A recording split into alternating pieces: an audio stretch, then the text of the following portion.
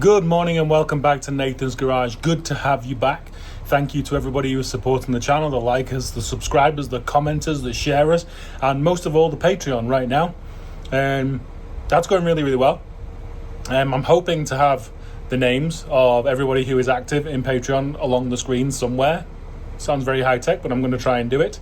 It's $4.99 a month, and I do photo dumps and early videos and extra videos, and also going to do a highs and lows of the week tomorrow. So, let's get on.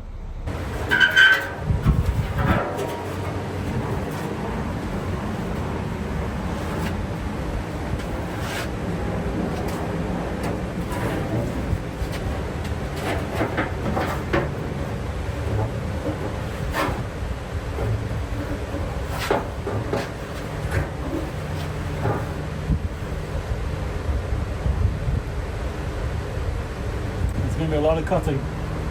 A lot.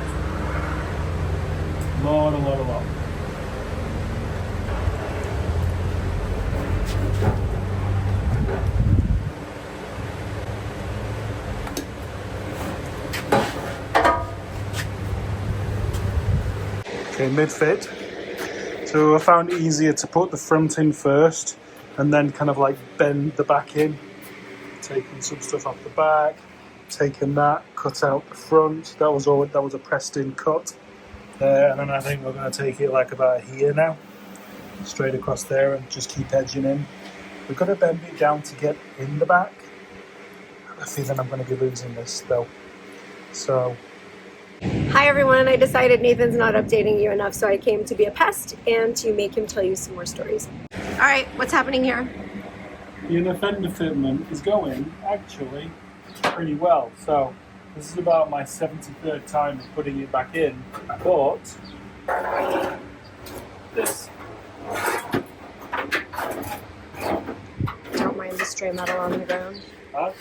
I said don't mind the stray metal on the ground that I just stepped on. The what? The stray metal on the ground that I just stepped on. So I'm going off the 3 holes in the front. There's a mounting reference, and I think next I will fit it, so I'll fit this to the fender and then fit the whole thing in, but not too bad. Those are the three mounting holes at the front, so those 3 up there, so kind of just cut it around the shapes and stuff like that. Cut it around the shapes. Of the truck, of the Vic. Not the truck. Yeah. Very good. And what's this science experiment over here? That is rusty bolts. Look at this. Look at this. Look at this. Look at this. Look at this. That's whack-tastic impression, by the way. That is what I just said. Look at this. Look at all of this. Look at this. Look at this. Look at this. Shrapnel City. Look at this. Yeah. Well, you know. Where's it supposed to go? You're disgraceful. You're disgraceful. Turn around. Show me your belly. Oh yeah, look. Yeah, let's show everybody how you're healing 2 days later after the last time I mocked you. It's healing fine. Will you guys give him some shit in the comments about safety, please? I don't want to visit him in the hospital. Thanks. That was the safety layer. Fireproof. You're a dick. It may be a touch forward, but, you know, not too bad. So yeah, it's all down here. Now, what I just realised is we've got the heater box to come out here as well, which is going to cause all sorts of problems with this thing. But yeah, we're going to do a little trimming down there. You see it's touching. So basically it needs to pivot back. The whole thing needs to go like that. We are close. We're definitely getting closer. So the front 3 holes, I can put those in, stressed a little bit, but I can. There's a little bit going to be trimmed off because it's hitting that strengthening brace down there. And from my previous life fitting fender liners, you can always tell, okay, and it's moving, it ain't touching, or it isn't causing that misalignment, because I can't get the fender to go back that ½ inch. So if you keep pressing, it goes hard here. So it's touching something here, but I don't know what it is, and I can't see because the bloody wheel's in the way. So I'm going to pull this wheel. And there we go. It's that front stud which is causing the problem. One done, one to do. So just basic lines to inch it in slowly. The wiring's moved. So once this is in, I'm then going to be laying this back over and seeing how it's all going to lay out. One thing I don't like doing is wiring, like most people. So let's see how I can navigate my way around it. We're making pretty good planned progress. Actually, having a progress plan is a new thing for me. So wiring is strategically dumped while we get this to fit, and we're about 80% there. I'm just going to do a bit more around the front, and a bit more there, and a bit more right down at the bottom, and then that will get just things like down right there, that. Just little trims here and there, so then that'll get that. Then by the end of the day, I want to have the wiring generally mocked up. I've not filleted anything to do with this area, but generally mocked up so the truck is mobile. And then it'd be nice at the end of the day to get it turned around and we can start constructing the bed tomorrow. Right, this is as done as it's going to get for now. There's just a little bit of like touching there, but it's not going to make a difference to the overall shape. Now, one thing that is concerning is the fact that this fender is sat over the outer rocker. Now, we measured it and that's level. So that would mean that the front of the fender is low, but that's level, which is interesting. And then this fender is, gotta gap it again, mess around with it, but generally good. So that is an interesting little situation we have going on there, but everything is as close as it needs to be for the next step, which is basically laying out where this wiring is going to go. We have definitely had a bit of progress. Inner fenders are both 95%. There's an issue with the front 3 mounting holes. One will go in, there's 3. One will go in and then the others are out of line, and I don't exactly know why, because this ain't bending and that ain't bending, so I don't understand why that would be the case. So it's in with one at the front and about 5 along there right now on both sides. So that is that. Power steering has been just looped. There's no power steering cooler because that was right there. And transmission cooler, transmission lines have been looped as well, so it's mobile. So yeah, so I mean, this isn't mounted, but I don't know what's going to be happening with said doohickey. So I think I'm going to be doing a garage cleanup, and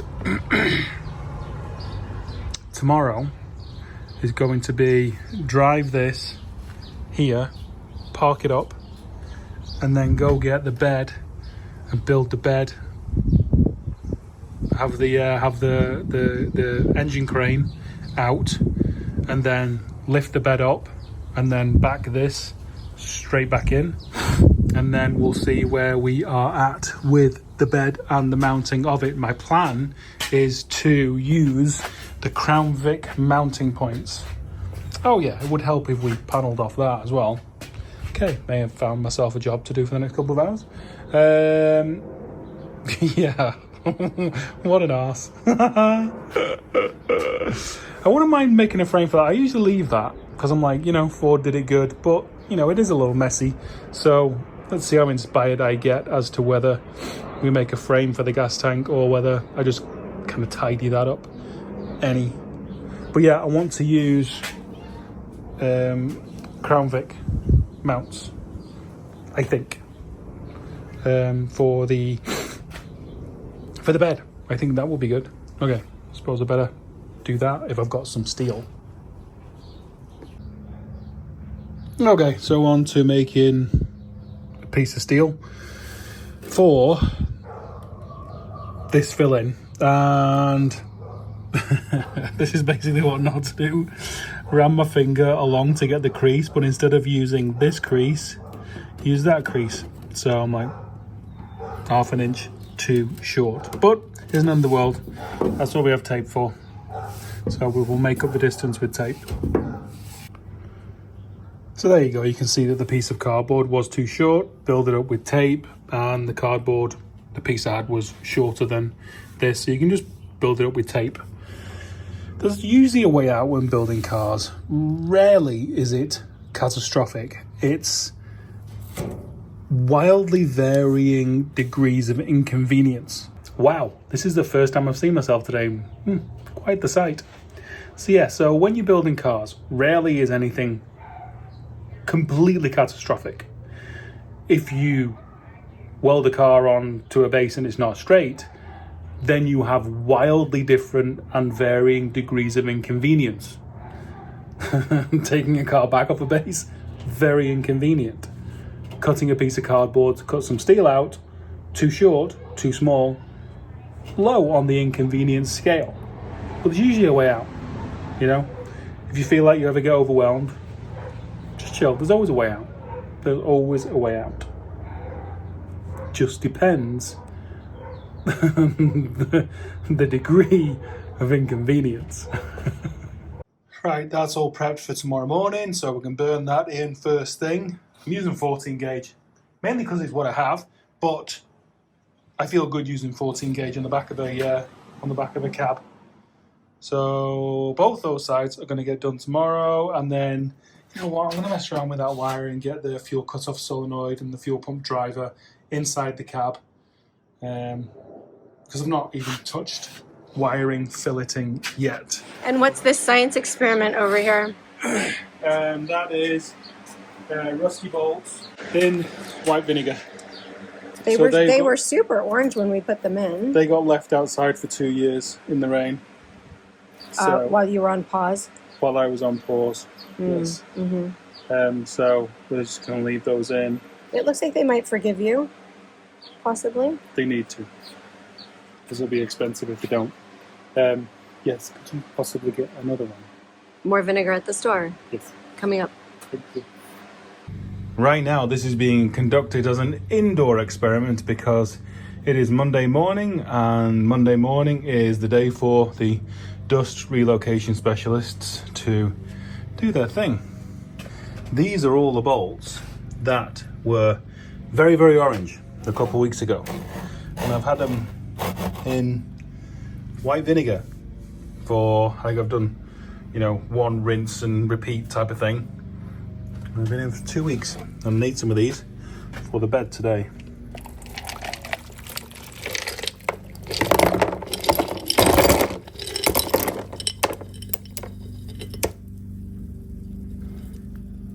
Doesn't look too bad. They definitely look darker than they did. Okay, well, I guess I'll give them a rinse. To say that I've just left them and didn't agitate them in any way or clean them, or try and knock the rust off.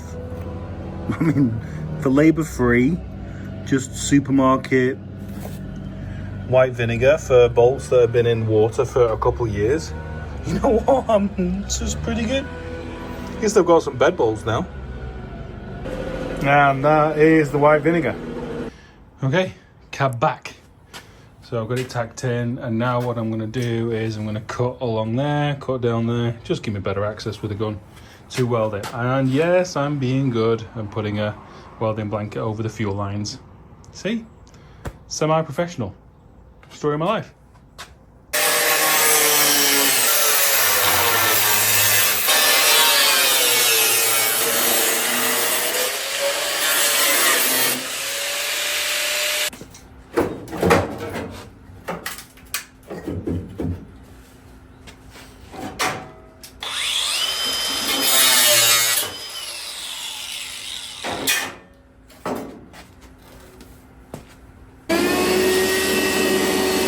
Right, that's chopped. I'm actually going to weld it from the inside.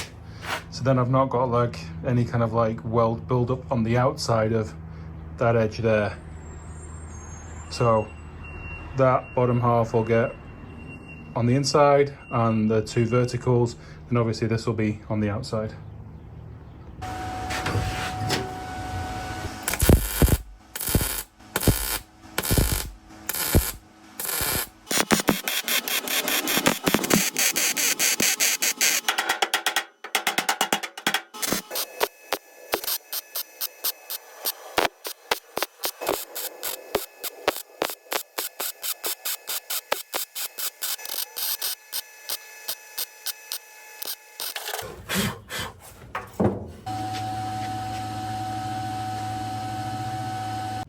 This area, I was racking my brains about how to close it up because we have so many angles and blah, blah, blah, blah, and there's no way I'm making a panel like that.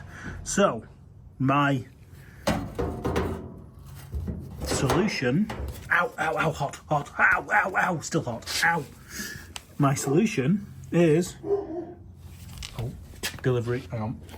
I'm back, yeah. So with there being so many contours and stuff, this is my workaround. Try to make it as flat as possible. So weldable, weldable, weldable, weldable, weldable, and then you've got this little gap here, so I can put a flat piece in there, and then that little triangle there can be filled with weld. Cal is definitely dictating his own flow right now, so I haven't dressed these welds, just while I wheeled them, but the back is sealed. This little bit of a rear cab corner, this side isn't going to get replaced, and I'm going to cut up the new one and make a patch piece, so that will be complete there. And then that side does have a hole, so that's going to be getting replaced from just above, and then a patch piece going in there to close that up to the rocker for the Crown Vic. And then that is my, as I say, I've not dressed the welds, I've only wire wheeled them. That is my solution for the various contours of a piece of metal that I would not be able to kind of follow or make. So yeah, the back is done.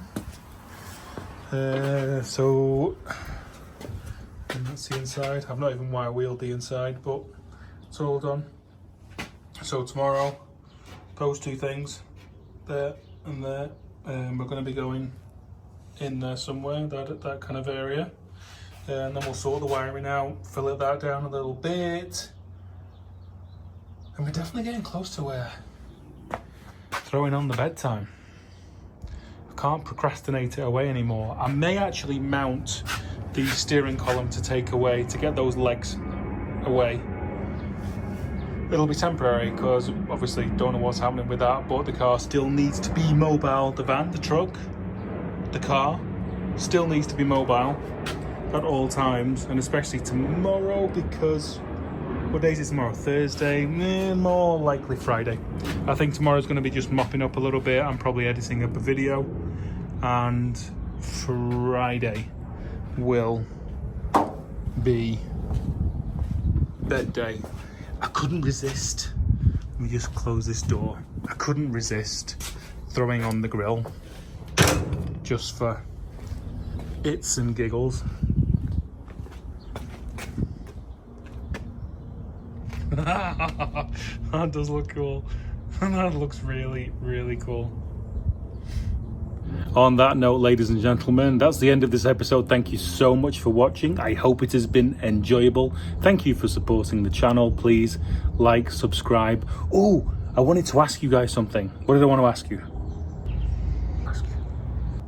Can't remember. Maybe I'll get it on the next video. Yeah, so Patreon, $4.99 a month. That'll really help the channel. Do photo dumps, end of day reports, really, really up-to-date photos, all that kind of stuff. And I'm going to be doing some kind of like, I think the high and low of the week. That's going to be a video that's going to be going out on Fridays just on Patreon to see what has been a struggle and what has been a real success.